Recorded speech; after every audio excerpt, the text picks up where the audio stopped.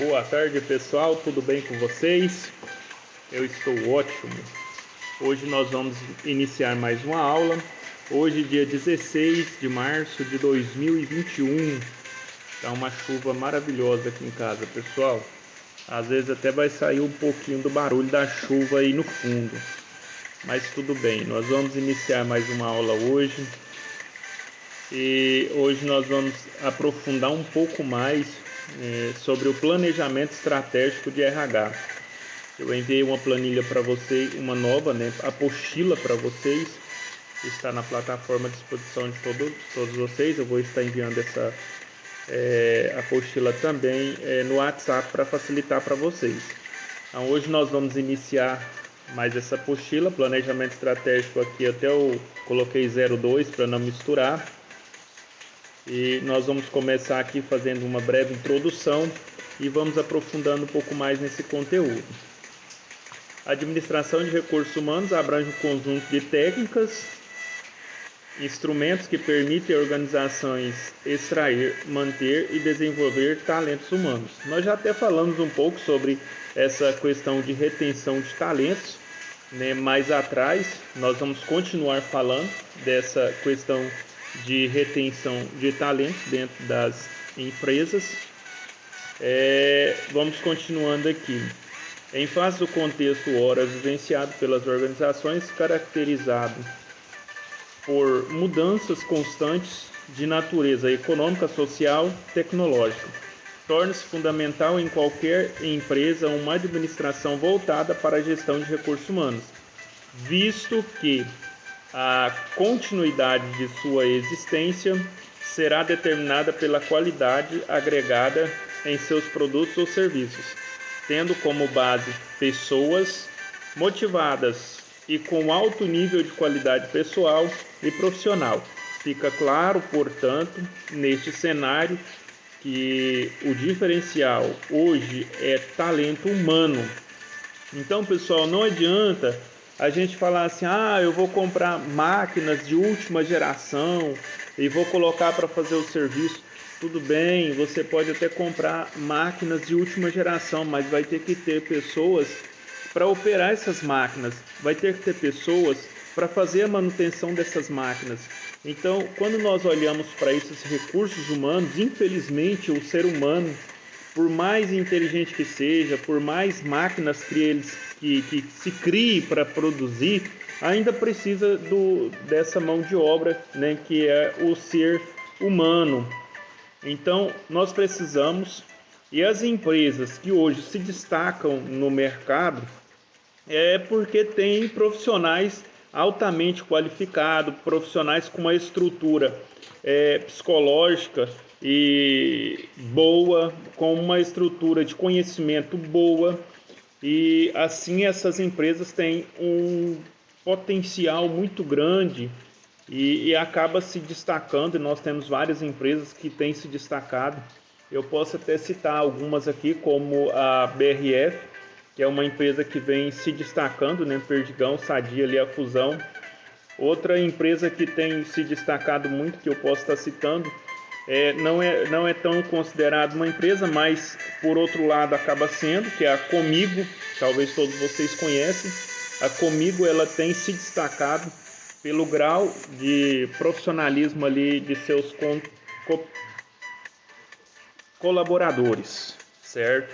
Então nós temos também outra empresa que também tem se destacado muito pela qualidade de seus colaboradores, que é a Avan, uma empresa hoje muito conhecida no Brasil e que vem crescendo de uma forma extraordinária. Mas ali nós temos um grande gestor, Luciano Hang, que vem investindo pesado na carreira profissional de seus funcionários. Então tem que ter esse diferencial, tem que fazer investimento em pessoas, porque são as pessoas que vai trazer o sucesso para a sua empresa ou para a empresa, como um todo. Nós estamos aqui como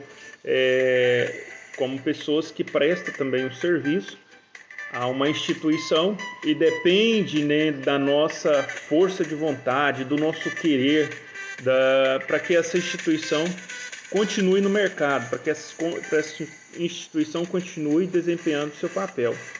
Então é de fundamental importância essa qualificação dos profissionais na área em que ele atua. Elevados índices de rotatividade de acidentes de trabalho, problemas com qualidade de produto, retrabalho, desperdício de materiais, baixos salários, condições de trabalho inadequadas em relação ao trabalho, insatisfatórios são os fatores que estão diretamente relacionados à administração de recursos humanos, que na maioria das empresas é limitada ao cumprimento de apenas os aspectos legais da relação governo-empresa versus empregado. Então isso aqui é um problema muito sério, né, que tem muitas empresas que não estão preocupadas em fazer investimentos na carreira profissional de seus funcionários, não estão preocupadas com treinamento, não estão preocupadas em fazer investimento na questão de IPIs, na questão de máquinas, né, de funcionamento do trabalho, computadores bons, sistemas operacionais que facilitem o trabalho para o trabalhador e treinamento. Infelizmente, essas empresas elas têm um problema de rotatividade muito grande de funcionários, não para pessoas nessas empresas, porque as pessoas elas precisam, né, de um pouco mais de cuidado, de um pouco mais de atenção. E o que fazer para evitar esse tipo de problema? Para superar essas dificuldades, as empresas modernas estão investindo em treinamento que levam as pessoas ao autoconhecimento e ao desenvolvimento, buscando uma maior capacidade de trabalho em equipe multidisciplinares, bem como estão adaptados aos móveis e às condições dos postos de trabalho, visando conforto e bem-estar aos seus colaboradores. É necessário administrar recursos humanos de forma ampla, treinamento, local de trabalho adequado, um ar-condicionado, uma cadeira apropriada, uma mesa apropriada, um computador que responde à altura. Então tudo isso vai fazer com que essa rotatividade diminua. Então nós temos aqui alguns conceitos, né, de recursos humanos, nós vamos estar falando. Por administração de recursos humanos, entende-se uma série de decisões integradas que formam as relações de trabalho em sua quantidade de influência diretamente à capacidade da organização e aos seus empregados em atingir os seus objetivos. Então aqui está o conceito, né, de recursos humanos. E nós temos aqui administração de recursos humanos, evolução histórica até 1930. Então, até 1930, como era o Departamento de Recursos Humanos? Influência da imigração europeia, ausência de intervenção estatal, estrutura pequena, maior aproximação entre os patrões e empregados. Ou seja, essa década de 1930 não tínhamos, né, a CLT, que é a Lei de Consolidação da Lei do Trabalho. Nós não tínhamos influência do governo nas empresas, nós não tínhamos as empresas eram ainda muito pequenas, tinham uma aproximação maior entre patrão e funcionário.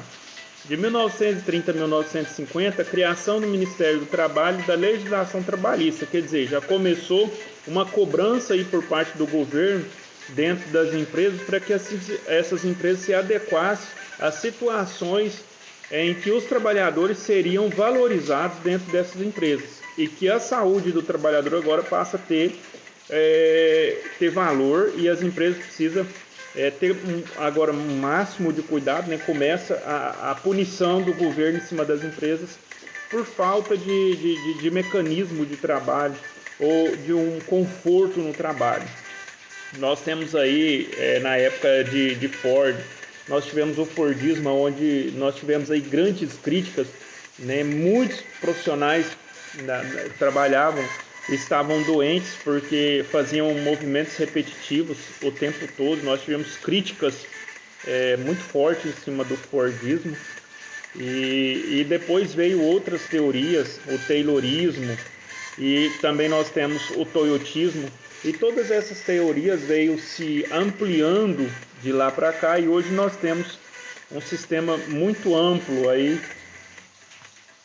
e que melhorou bastante para a vida do trabalhador. Cria-se nas empresas a seção de pessoas. Agora nós temos uma seção do pessoal. Aí nós temos aqui também de 1950 a 1964, 50 anos, 50 anos e 5 de Juscelino Kubitschek. Aí venho dentro desse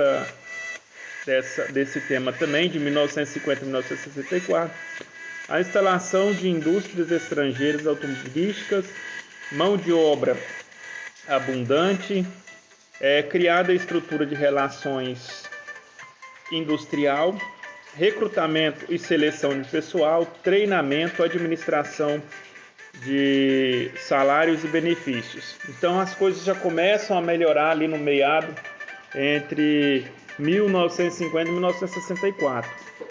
Já tivemos um grande avanço aqui na área de departamento pessoal.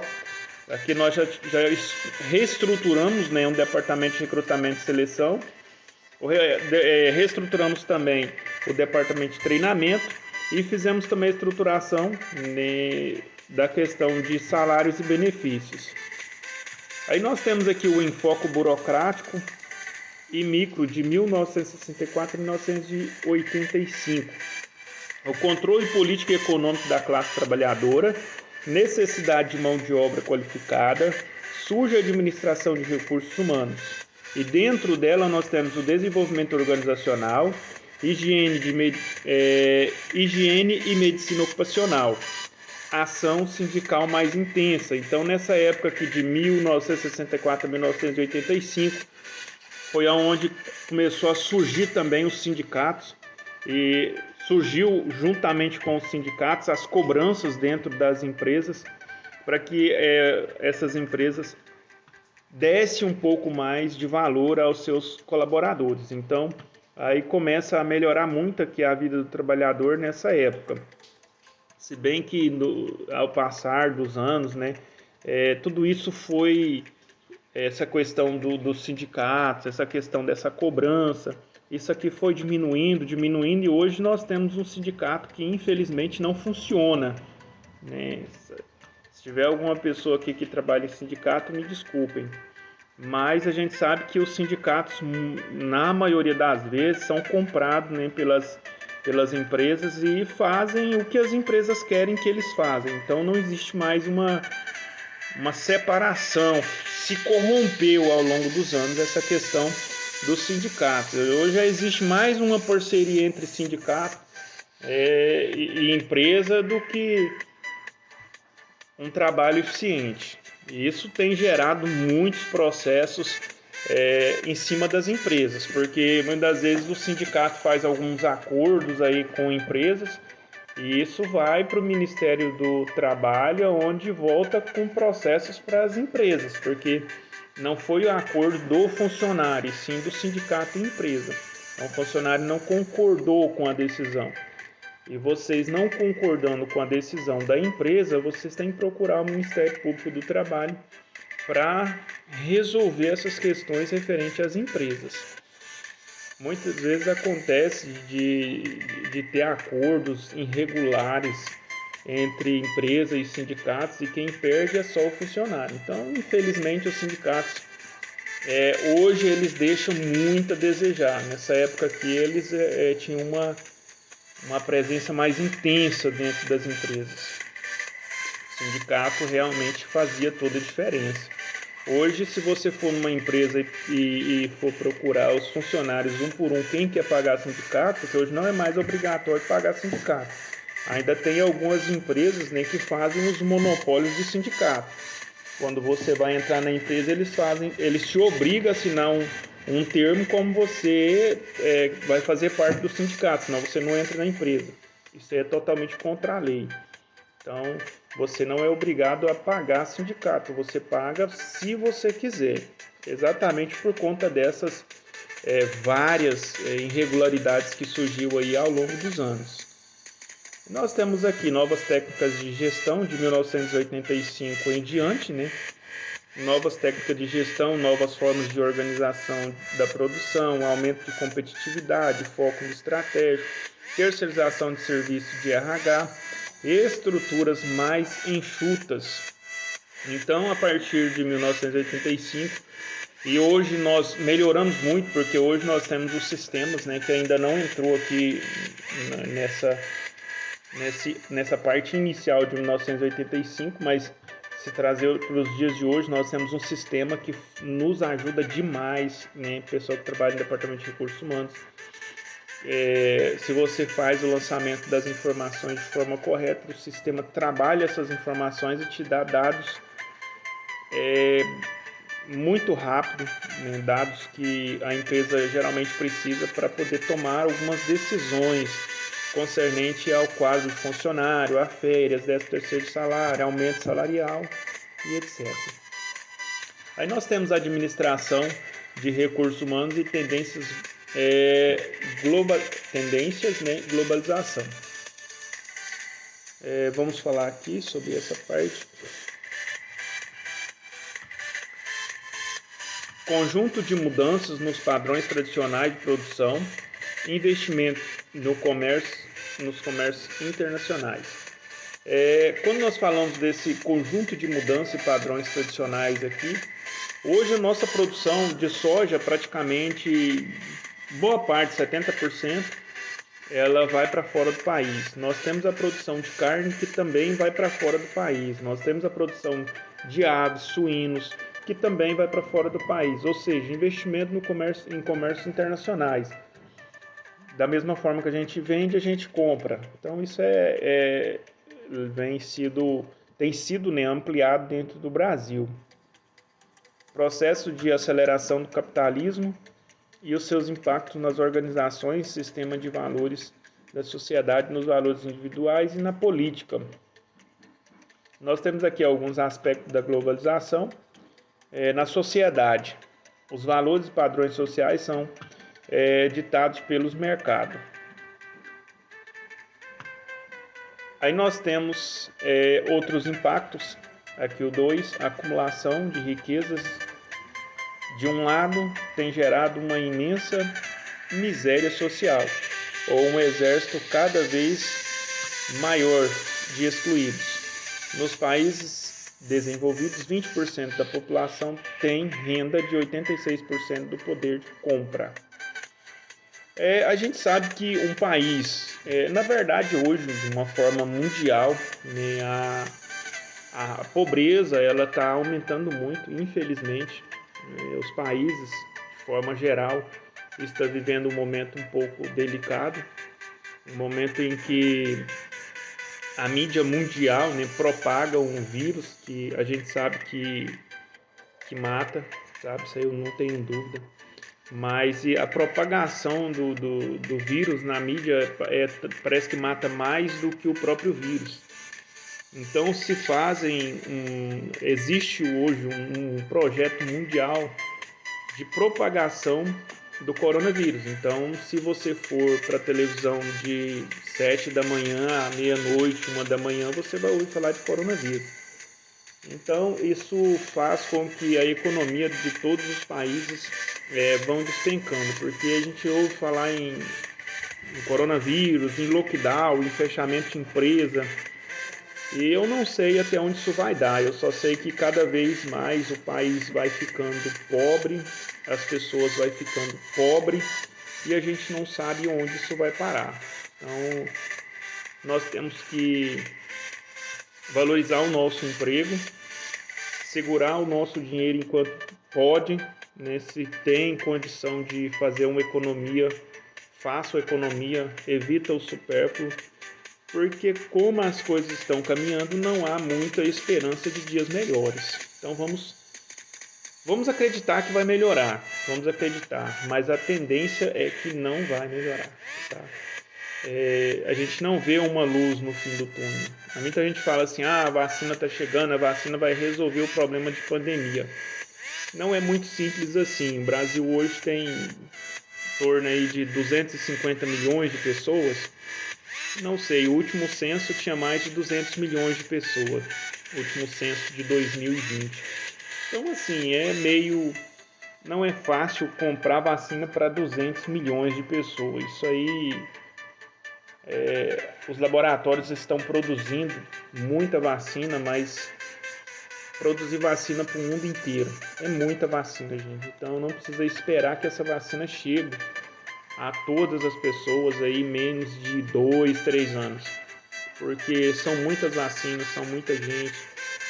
Vamos acreditar em dias melhores, certo? Eu desejo a vocês uma boa aula. Se tiverem dúvida, eu estou à disposição de vocês. Podem fazer perguntas.